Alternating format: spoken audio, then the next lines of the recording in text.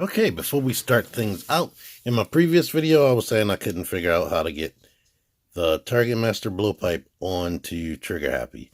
But Phantom Super came into my comments and said there's a little hole right there in the gun. Try to put them in the Titan Master pegs right there and it actually works. So thank you, Phantom Super. I never thought about that. But it works. Thank you so much.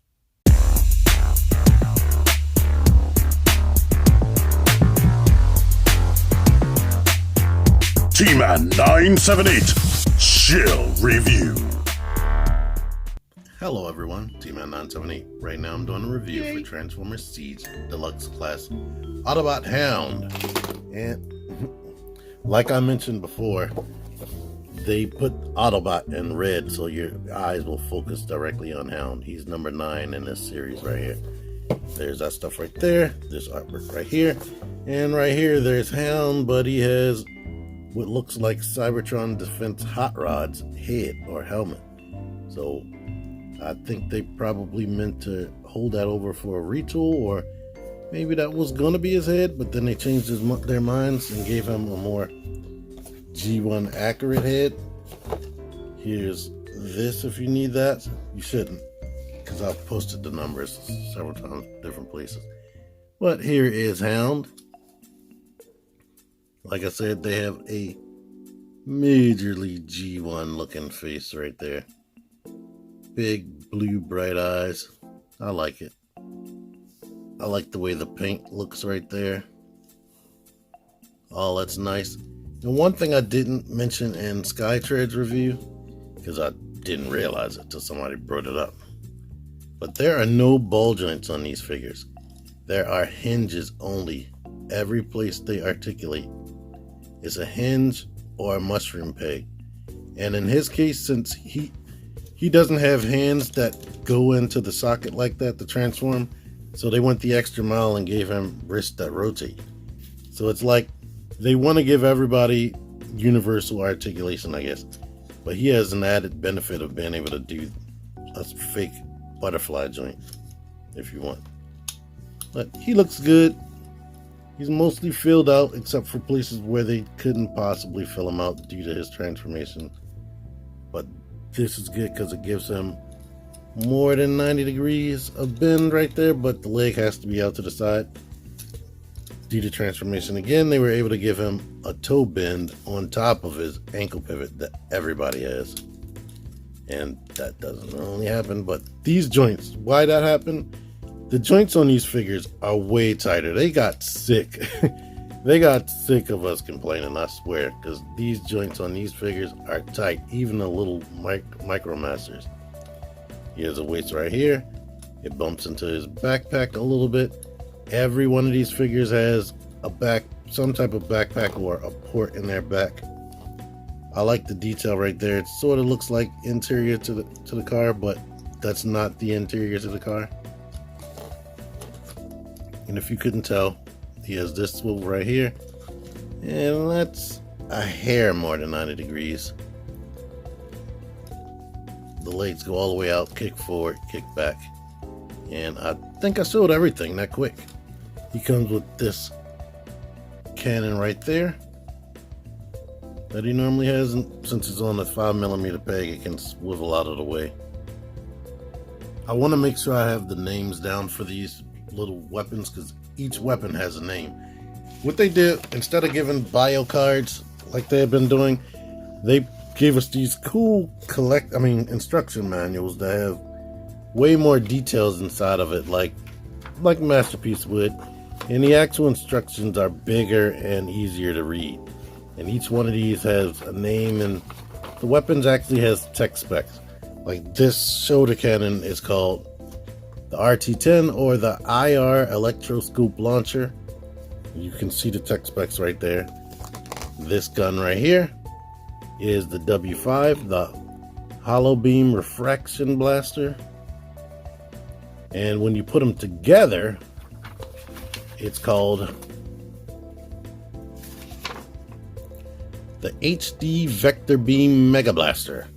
And what you're supposed to do is take this take this off the side right here, plug this into here, and then plug this on the back. And now he has like a humongous cannon that I would imagine he would hold like this or something. So that's cool. I mean, and he has different ports all over that you can put weapons into. They have ports on the bottom of their feet for weaponizers and for the Battlemaster blast effects, so you can do stuff like this, making him have a jet propulsed jump like this, or whatever you want to do. And they typically all have like some type of weapons port like on their body, so you can give them blast effects, make it look like he's shooting out his chest, or maybe Megatron or somebody just shot him if you have a different effect like this. So that's all cool. I really like them. The plastic feels good, the joints feel good, the posability is good, the way it looks, the colors, all that is nice. Now I do have a scuff on my Autobot logo, but looking at all this right here, that's probably battle damage. I don't know if it actually came like that or whether I threw them into a bag really quickly. I don't know if I did that or what, but yeah, they already have battle damage already. And I like the way the wheels look. It's all nice. It came out nice. If I have any issues with anything in robot mode, this doesn't stay attached as well as I would want it to. And I like that he has this toe joint. That's good posability right there. But I kind of, being greedy, would like the feet to be able to rock backwards and forwards for extra posability. And the head can barely look up and down. So it's nice that he has this toe joint, but I would like for him to be able to look forward while he's leaning forward. So yeah, something to think about, Hasbro, Takara on me, when you're making new molds of these for these guys later on. I didn't show off the mushroom peg swivel right here. So there you go with that. Like I already showed off, these things are all roughly the same height, but older figures are slightly taller. Jazz was taller than him in the original toys, and I think on the cartoon, I'm not sure. I wanted to show him off with a Micromaster weapon, because these guys probably would be teamed up with him since he's sort of military beast. Alright, transformation. Pull anything off of him that you have ported on him. I believe you have to rotate the hand. You don't have to, but I think it makes the fingers not visible if you do that. Take this, rotate this out, go ahead and detach the arms, bring this up like that, peg this forward and kind of bend this into place to kind of lock it right there. Now we can take the arms like this, rotate elbows this way so to be bent down like that.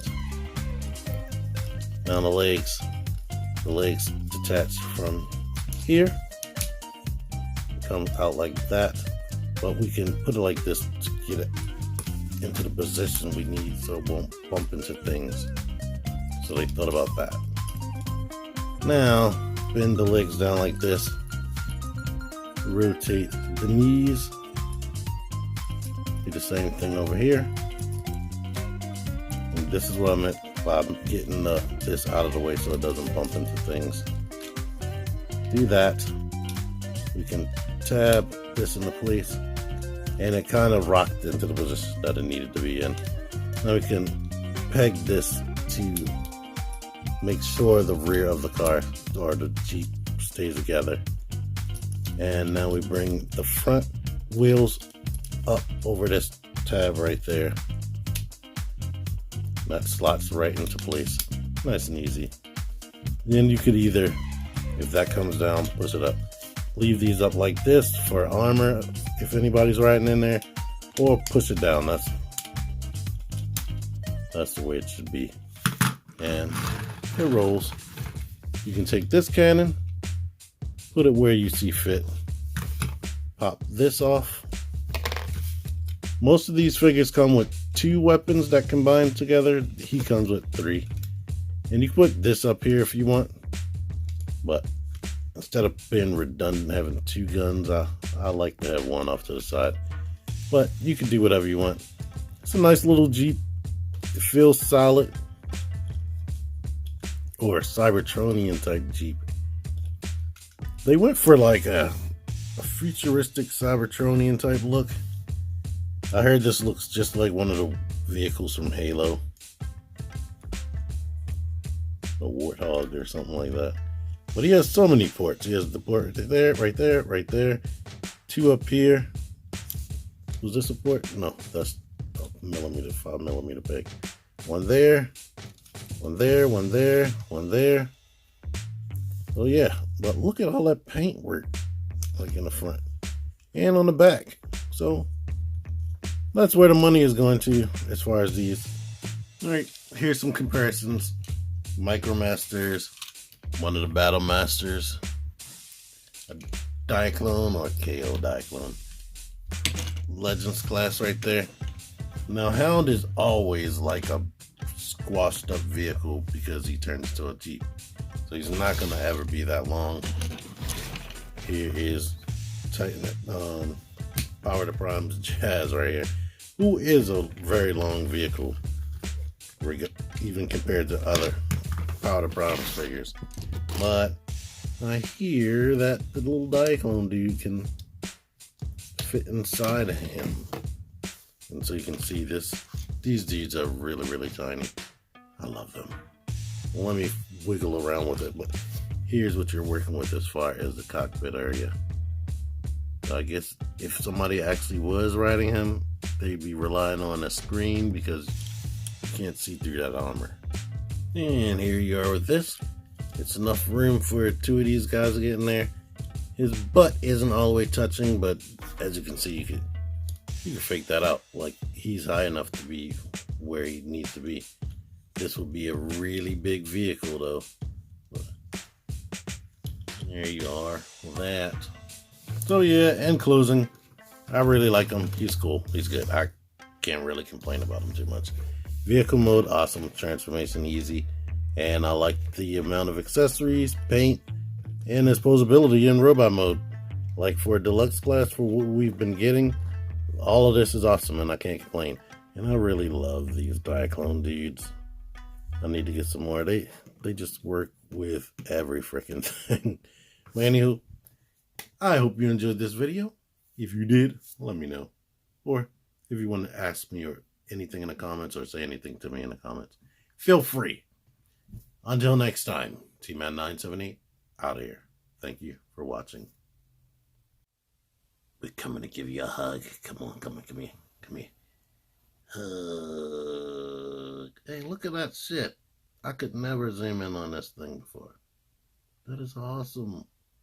Click the videos. Click the videos, baby. Click the videos. You